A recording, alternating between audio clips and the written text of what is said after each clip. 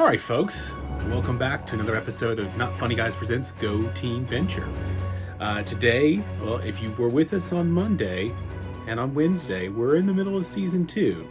And today we looked at previously on Wednesday, we looked at 20 Years to Midnight and Victor Echo November. So if you missed that one, that's episode 10. Go back and check it out now, as well as all our other episodes. But we're rapidly moving through season 2 here, folks. And today we're going to be looking at Love-Bheits and Fallen Arches. But before we get into things, I want to remind everybody, we're going to be keeping this rolling over here on the YouTube channel. If you happen to be a fan of our Off the Reels podcast or any of our other material that's in podcast form, this right here will be a channel that will continue even after Venture Brothers. We're going to continue doing some more television shows and some rewatches. So please feel free to come on over here, subscribe, comment, like, share. Really appreciate it. It helps us grow. But right now, let's get into episode Love-Bheits. Now, this episode right here, I particularly enjoy because we're going to see Baron Underbite again. And of course, he still holds the grudge against Dr. Venture for a lab experiment gone wrong, which is very clear. Last time we spent a lot of time with him, or at least when we were introduced to him back in season 1, he got rid of Cat-clops and Girl Hitler and Manic 8-Ball, his minions. We'll find out that they're not dead. But poor Manic 8-Ball. But very heavily influenced with Star Wars references in this episode because the group Venture family has shown up and are apparently coming back from a Halloween contest party where the Impossible family won for dressing up like the Fantastic Four. And if you've been following along, you'll know that the Impossible family, Mr. Impossible, Ned, Sally, and the whole Cody, the whole like, are literally analogs of the Fantastic Four, but in a really dark and twisted way. But interestingly enough, the Venture family lost because Hank dressed as Batman. Brock was as Chewbacca, Dr. Venture was Obi-Wan, and Dean was dressed as Return of the Jedi, Jabba the Hutt Palace, Bikini Princess Leia. Poor Dean.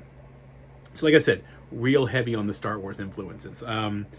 They get grabbed by a magnet from Underland because Dr. Venture doesn't want to go around to waste jet fuel.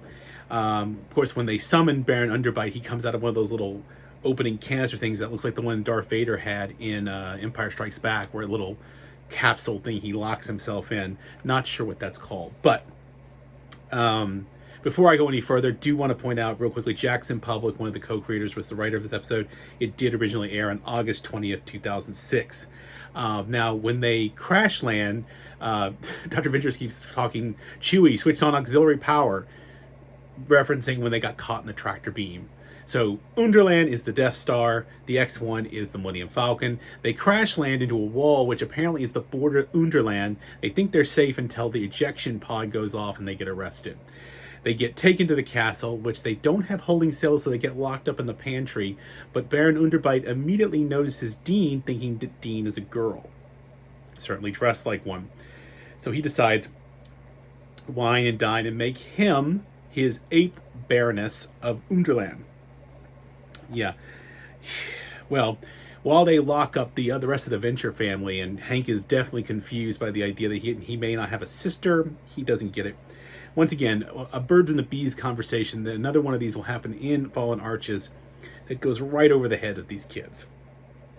But they get bailed out because apparently Cat-clops and Girl Hitler are running an underground thing where they're really doing real small-time inconveniences, like calling in prank calls. They're basically running the Brock Sampson of resistance movements.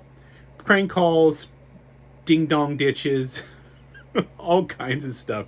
And they somehow think that Brock's there to rescue them. And they're like, no, that's not what we're here. They have to go save Dean. And Dean's being, of course, like I said, wined and dined. He finally comes to the realization that Baron Underbite wants to marry him. And when he's being taken care of by the eunuchs, they realize he's the boy. In fact, one of them screams out something like a bird in the hen house. And I remember at one point, Baron Underbite actually says that hopelessness is an aphrodisiac in Underland. Go figure. So they have this wedding where now Hank is dressed as New Hope, Princess Leia. Of course, this is stormed, and it is, well, he actually gets married, but then it's revealed when they're trying to rescue him that apparently they finally reveal he's Dean. It's a boy. And this is when Baron Underbite is undone, because then Cat-clops and the rest of them arrest him and dethrone him because same-sex marriage is illegal. So he got busted on a technicality. So he gets arrested and thrown out. So Darth Vader is now cast in exile. He will eventually apparently show up at the doorstep of the monarch, asking to hang out. But apparently now Underland is free. And of course, it's apparently a small country inside of Michigan based on where they get rescued when they leave. And of course, Brock does have some encounters where he kills a bunch of guards. One, he finds out after grabbing him by the balls that he might have a lump. And that's a real choice, awkward situation there. But yeah, so let's move on to Fallen Arches.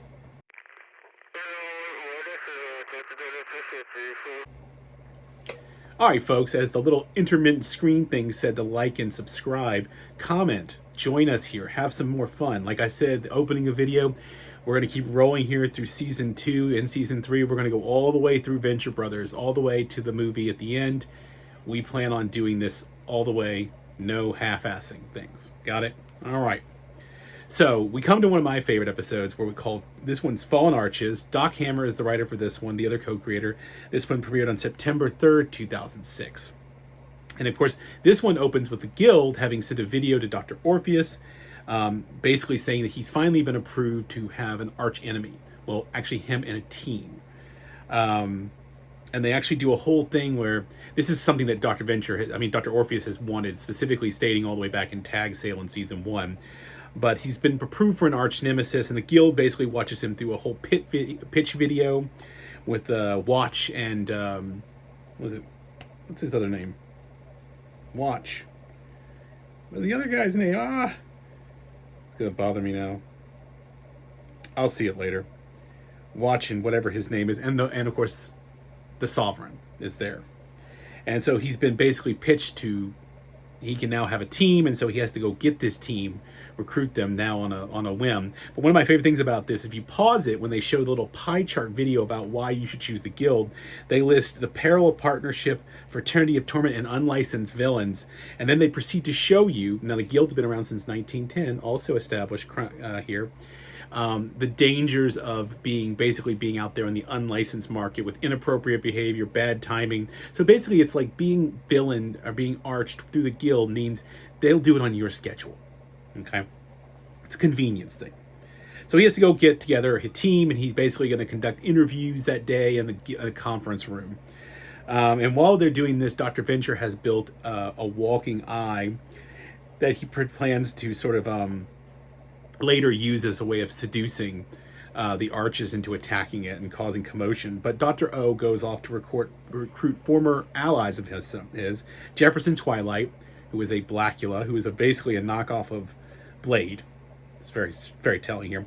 And the Alchemist, who is voiced by one of my favorite voice actors, Dana Snyder, who was Master Shake on Aqua Teen Hunger Force. Another show that we might, at some point here on Not Funny Guys, do a rewatch as well, because I know that's an old time when they're reforming the Order of the Triad.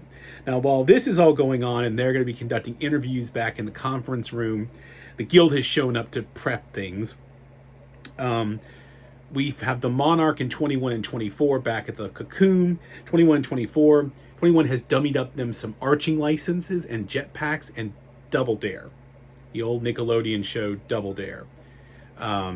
Outfits so they can go out and arch on their own, while the Monarch does a version of Red Dragon, like the movie, part of the Hannibal Lecter series, with a tattoo of a minotaur, while he has some hooker he's brought in to try and pretend to be Dr. Girlfriend. And then when he's done, he sends her on a maze to the labyrinth, calling her Theseus. So all kinds of fun little references there. So we go back to the while that's all going on. And of course, she was trying to pretend to be Dr. Girlfriend. They go back to the conference room, and it's Watch and Ward. That's it. I had a new one. Watch and Ward are talking about how impressed they are to be in the room where the Treaty of Tolerance was signed. Now, they don't say this here, but the Treaty of Tolerance was originally done at the time of Jonas Venture Sr., and it was basically a setting up of rules between the OSI and the Guild. It's like if G.I. Joe and Cobra got together and decided, here are the rules by which we'll go after each other. So everybody's playing, by the rules. It's a lovely way to think about how bad guys and good guys really fight. And in an animated world, it works great. But Dr. Venture is obviously kind of annoyed by all the attention that Dr. Orpheus is getting, which is why later he takes the walking eye outside and proceeds to seduce all the bad guys, and then the guild try to control things, and it's like manic chaos. Not far too different than what happened during the tag sales episode. Very interested throwback there. Of course, Dean and Hank have been in charge of entertaining Triana, and he puts on some elaborate show for which Triana is not interested. But one of the arches who's interviewing for the position against the Order of the Triad, Torrid, decides he's going to use the bathroom. This is a big thing, by the way. The Monarch wanted to do this as well. Like, go to the Venture Brothers bathroom and take a dump, and leave the dump. That's arching for you, I guess. But he gets interrupted and later abducts Triana, and then when he shows up for his part of the interview, he uses the fact that he's abducted Triana to get his like final sale as like, oh yes, now they pick him after going through a bunch of other lame interviewing processes. 21 and 24 basically fail to have their whole situation with the jetpacks work out. Oh, and by the way, before Triana gets there, Dr. Venture tries to give a birds and the bees speech to Dean. I was hinting at this about Love-Bheits. Also terrible. Ends up in a reference about Tawny and Whitesnake being broken up. Give it go code. So they, of course, the Order of the Triad picks Torrid, and now they're going to go rescue Triana. The Walking Eye is outside, and all that fun stuff. And then, of course, at one point, Dr. Girlfriend shows up as the au pair with her murderous moppets. And those guys will come back as well. So we haven't seen the last of them. So yeah, I think that's got us to the end here. Now, I do want to point out that on Monday, we will be seeing Guess Who's Coming to Dinner, where we will see a returning character. If you're not watching ahead, you can do this on Netflix. You can watch all the way through season 3 on Netflix. When we get a little bit closer to the end, I will update those of you who are interested in following along and watching along on another channel. And we will also be looking at I Know Why the Cage Bird Sings. Now, we're rapidly approaching. In fact, I think I've only got 2 more episodes before we're done with season 2 and moving on to season 3.